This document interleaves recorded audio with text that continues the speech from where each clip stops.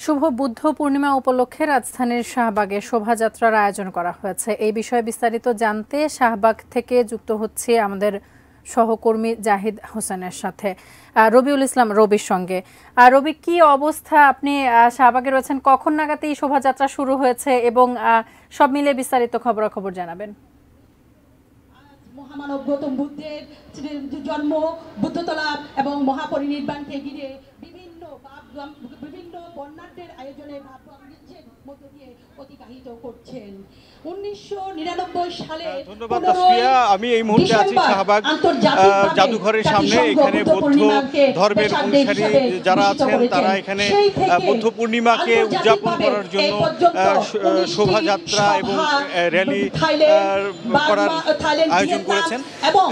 এখানে বিভিন্ন শ্রেণী পেশার বৌদ্ধ ধর্মের অনুসারীরা উপস্থিত হয়েছেন।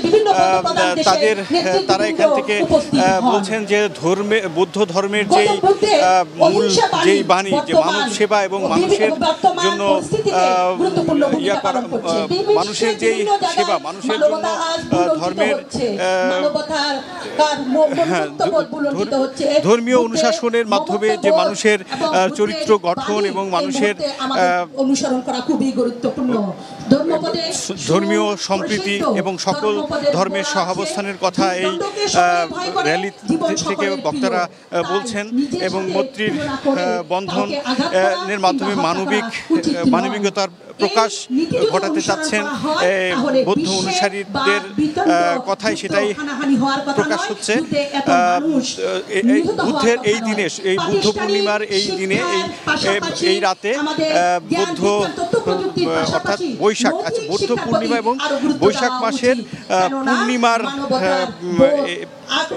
পূর্ণিমার দিনে বুদ্ধের আগমন ঘটেছিল। এই উপলক্ষে আসলে মূলত বৌদ্ধ পূর্ণিমার হয়।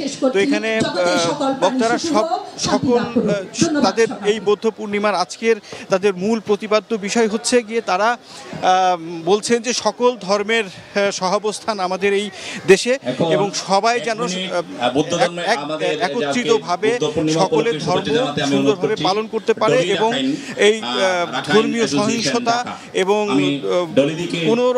কোনো ধর্মেরই মৌলবাদের ওনারা দেখতে চান না।